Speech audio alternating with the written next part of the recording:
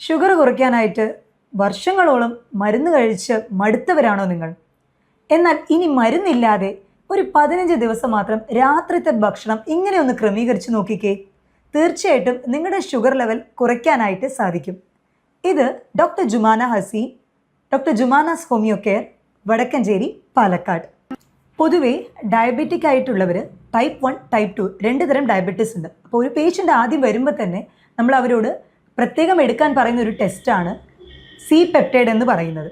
Usually fasting blood sugar, അതേപോലെ 3 മാസത്തിൻ്റെ average ആയിട്ടുള്ള HbA1c ഇങ്ങനത്തെ ടെസ്റ്റുകളാണ് പേഷ്യൻസ് എടുത്തു വരാറ്. എന്നാൽ ഈ സി പെപ്റ്റൈഡ്, അതായത് പാങ്ക്രിയാസിൽ നിന്നും ചുരക്കുന്ന ഇൻസുലിൻ എത്രത്തോളം ഉണ്ട്, നാച്ചുറലായിട്ട് ചുരക്കുന്ന ഇൻസുലിൻ എത്രത്തോളം ഉണ്ട് എന്ന് നമ്മൾ ചെക്ക് ചെയ്തിട്ട് അതിനനുസരിച്ചായിരിക്കും നമ്മൾ ഇതിനെ ഡയറ്റ് വഴി മാറ്റാൻ പറ്റുമോ, അല്ലെങ്കിൽ മെഡിസിൻ വഴി ഇതിനെ ക്യൂർ ചെയ്യാൻ പറ്റുമോ, ലൈഫ് ലോങ് മെഡിസിൻ എടുക്കാതെ അവർക്ക് കൊണ്ടുപോകാൻ പറ്റുമോ എന്നുള്ളത് തീരുമാനിക്കുന്നത് ഈ സി പെപ്റ്റൈഡ് ടെസ്റ്റ് വെച്ചിട്ടാണ്. സി പെപ്റ്റൈഡ് പോസിറ്റീവ് ആണെങ്കിൽ തീർച്ചയായിട്ടും ഈ ഒരു ഡയറ്റ് പ്ലാനും അതേപോലെ തന്നെ നിങ്ങൾക്ക് മെഡിസിൻ ഇല്ലാതെ, ലൈഫ് ലോങ് മെഡിസിൻ ഇല്ലാതെ തന്നെ ഷുഗർ കൺട്രോളിൽ കൊണ്ടുവരാനായിട്ട് സാധിക്കും. പൊതുവെ പ്രമേഹമുള്ളവർക്ക് രാത്രിത്തെ ഭക്ഷണം സ്കിപ്പ് ചെയ്യരുത്. രാത്രിത്തെ അത്താഴം രാത്രി 7 മണി അല്ലെങ്കിൽ 8 മണിക്കുള്ളിൽ തന്നെ നേരത്തെ എടുക്കാനായിട്ട് ശ്രദ്ധിക്കുക. അതിൻ്റെ ഒരു കാലറി എന്ന് പറയുന്നത് 300 മുതൽ 350 കിലോ കാലറി, അത്രയ്ക്കും ലൈറ്റ് ആയിട്ടുള്ളൊരു അത്താഴമാണ് ഷുഗർ പേഷ്യൻസ്, പ്രമേഹമുള്ളവർ എടുക്കേണ്ടത്. അതിൽ തന്നെ കാർബ്സ്, അന്നജം കുറച്ചുകൊണ്ട് കൂടുതലായിട്ടും പ്രോട്ടീനും അതേപോലെ ഞാരടങ്ങിയ ഭക്ഷണങ്ങൾ, ഫൈബർ കണ്ടൻറ്റ് കൂടുതലായിട്ടും എന്നാൽ അന്നജം വളരെ കുറവായിട്ടുമുള്ള അത്രയ്ക്കും കിലോ കാലറീസിലാണ് 300 മുതൽ 350 കിലോ കാലറി ഒതുങ്ങുന്ന ഭക്ഷണമാണ് രാത്രി സ്ഥിരമായിട്ട് കഴിക്കേണ്ടത്. ഷുഗർ കുറയ്ക്കാനായിട്ടെന്ന് പറഞ്ഞ് പലരും കാർബ്സ്, അതായത് അന്നജം കംപ്ലീറ്റ് ആയിട്ട് നിർത്തും. ഒരിക്കലും അങ്ങനെ ചെയ്യരുത്. കാരണം നമ്മുടെ ബ്രെയിനിൻ്റെ ആക്ടിവിറ്റിക്ക് തീർച്ചയായിട്ടും ഈ അന്നജം, നമ്മുടെ ഗ്ലൂക്കോസ് ഉണ്ടായാൽ മാത്രമേ പറ്റുകയുള്ളൂ. എന്നാൽ അതിൻ്റെ ലെവൽ നമ്മൾ കുറയ്ക്കണം. കാർബിൻ്റെ ഇൻടേക്ക് കുറച്ചിട്ട് പ്രോട്ടീൻ്റെ അംശം കുറച്ച് കൂട്ടുക, അതേപോലെ ഫൈബർ അടങ്ങിയ ഭക്ഷണങ്ങളും കൂടെ കൂട്ടുകയാണെങ്കിൽ തീർച്ചയായിട്ടും 15 ദിവസത്തിനുള്ളിൽ നമുക്ക് നമ്മുടെ ഷുഗർ ലെവലിൽ കൺട്രോളിൽ കൊണ്ടുവരാനായിട്ട് സാധിക്കും. അപ്പോൾ അതിന് വേണ്ടിയിട്ട് കംപ്ലീറ്റ് ഷുഗർ ഒഴിവാക്കുക എന്നുള്ളൊരു ഓപ്ഷൻ വിടാം. പക്ഷെ ചായയിൽ നമ്മൾ കൂടുതലായിട്ടും പഞ്ചസാര എടുക്കുന്നുണ്ടെങ്കിൽ അത് ഒഴിവാക്കുക. എന്നാൽ അരി ഭക്ഷണം ഒരു നേരത്തേക്ക് മാത്രമായിട്ട് ആക്കുക, എസ്പെഷ്യലി ഉച്ചയ്ക്ക് മാത്രമായിട്ടാക്കാം. അതും വെളുത്ത അരി പരമാവധി ഒഴിവാക്കാൻ ശ്രദ്ധിക്കാം. തവിട് കളയാത്ത അരി, മട്ടയരി, അത് എടുക്കാനായിട്ട് ശ്രദ്ധിക്കുക. അതിൻ്റെ പോർഷൻ വളരെയധികം കുറയ്ക്കാം. അതായത് ഒരു കപ്പ് എടുക്കുകയാണെങ്കിൽ 1/4 ഭാഗം മാത്രമാണ് നമ്മൾ അരി ഭക്ഷണം എടുക്കേണ്ടത്. ബാക്കി പച്ചക്കറികൾ, ഇലക്കറികൾ, ഇനി അതെല്ലാം നിങ്ങൾക്ക് ചിക്കനോ മട്ടനോ അങ്ങനെ പ്രോട്ടീൻ ആയിട്ടുള്ള ഭക്ഷണം കുറച്ച് കൂടുതൽ കഴിക്കുകയാണെങ്കിലും വലിയ പ്രശ്നം ഉണ്ടാവുകയില്ല.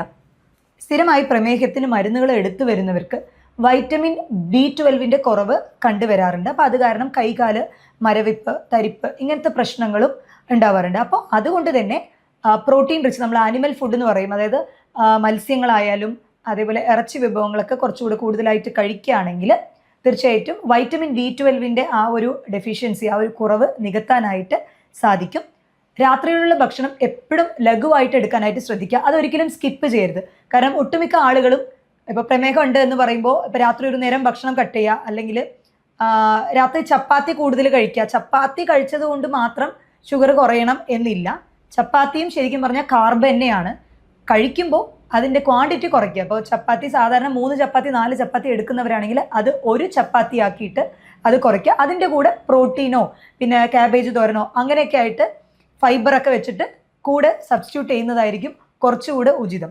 എന്തുകൊണ്ടാണ് പ്രമേഹമുള്ള ആളുകൾക്ക് രാത്രിത്തെ ഫുഡ് സ്കിപ്പ് ചെയ്യരുത് എന്ന് പറയുന്നത്?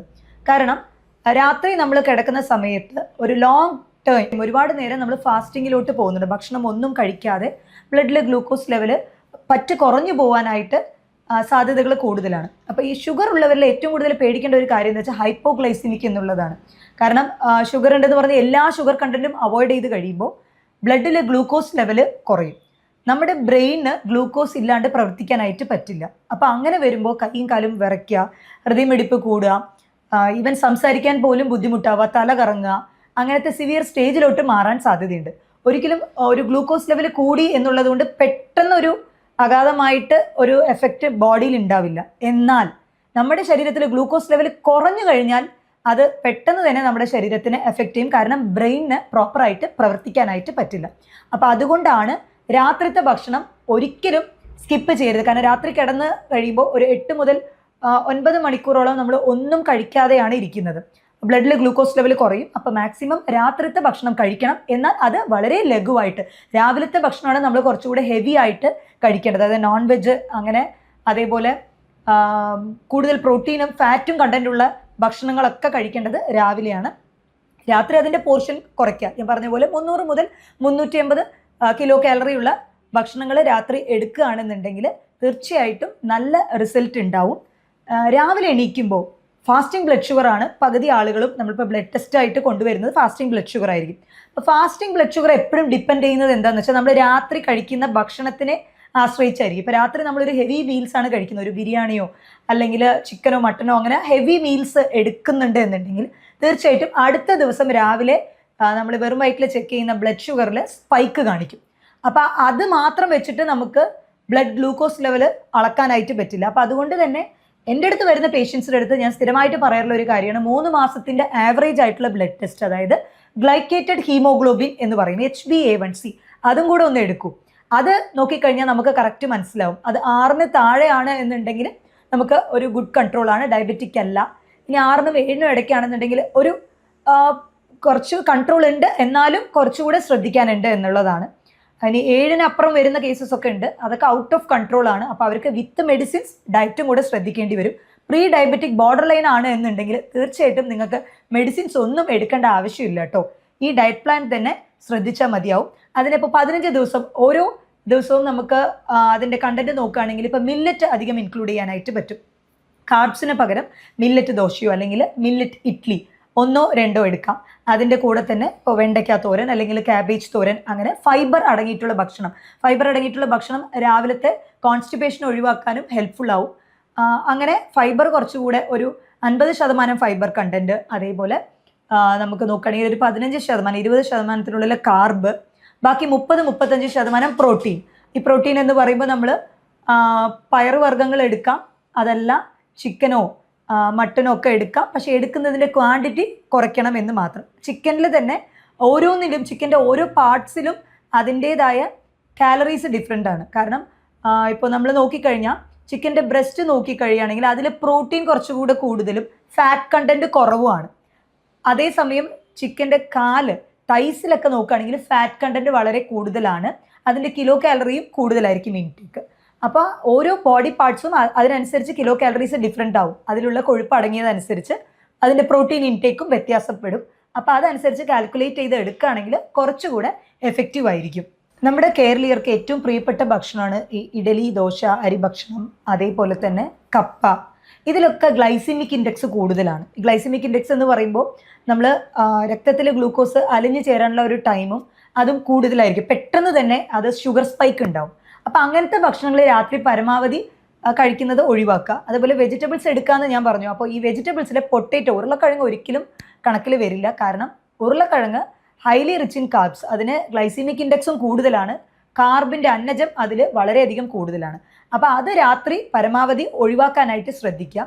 പിന്നെ ചിലർ വിചാരിക്കും ഡോക്ടറെ ഈ ഒരു 15 ദിവസത്തെ ഷെഡ്യൂൾ എന്ന് പറയുന്നത് നമ്മൾ 300 മുതൽ 350 കിലോ കാലറി പറഞ്ഞുവല്ലോ, അതായത് നമ്മൾ ഫാറ്റ് കണ്ടൻറ്റ് കുറച്ചും അതേപോലെ ഫൈബറൊക്കെ കൂട്ടിയിട്ട് കാർബ് അന്നജം കുറച്ചിട്ട്, അപ്പോൾ ഇത് നമ്മൾ കഴിക്കുന്ന ചോറോ അതേപോലെ തന്നെ കപ്പ ഈ ഭക്ഷണത്തിൻ്റെ കൂടെയാണോ കഴിക്കേണ്ടത് അതോ ഇതിന് പകരമാണോ എന്ന് പറഞ്ഞു. ഒരിക്കലും അതിൻ്റെ കൂടെയല്ല, ഇതിന് പകരമായിട്ടാണ് നമ്മൾ കഴിക്കേണ്ടത്.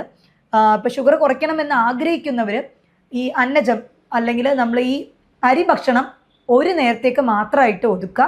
പുട്ട് അങ്ങനത്തെ ആയിട്ട് ഇപ്പോൾ രാവിലെ എടുക്കുന്നുണ്ട് എന്നുണ്ടെങ്കിൽ ഉച്ചയ്ക്ക് അത് എടുക്കരുത്. അപ്പോൾ 1 ടൈം മാത്രം, ഒരു നേരത്തേക്ക് മാത്രം കാർബ്സ് ആയിട്ട് ഒതുക്കുക. അങ്ങനെ ആവുകയാണെങ്കിൽ തീർച്ചയായിട്ടും ഷുഗർ കൺട്രോൾ കൊണ്ടുവരാനായിട്ട് പറ്റും. ലൈഫ് ലോങ് ഈ മെഡിസിൻ എടുത്ത് നിങ്ങൾ അതിൻ്റെ സൈഡ് എഫക്റ്റ് കൊണ്ട് ബുദ്ധിമുട്ടേണ്ട ആവശ്യമില്ല. ഇനി ഇതുപോലെ ഡയറ്റ് പ്ലാൻ കണ്ടിന്യൂ ചെയ്യുമ്പോൾ നിങ്ങൾ ശ്രദ്ധിക്കേണ്ടത് നിങ്ങളുടെ ഷുഗർ ലെവൽ അളക്കുക എന്നുള്ളതാണ്.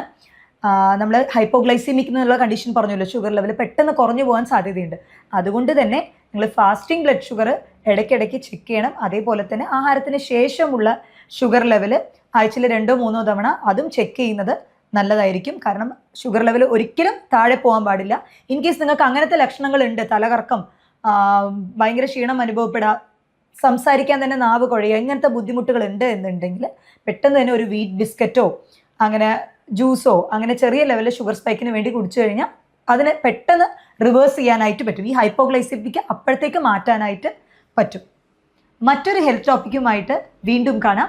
ഇത് doctor Jumana Haseen, doctor Jumana's homeo care, Palakkad Vadakkanchery.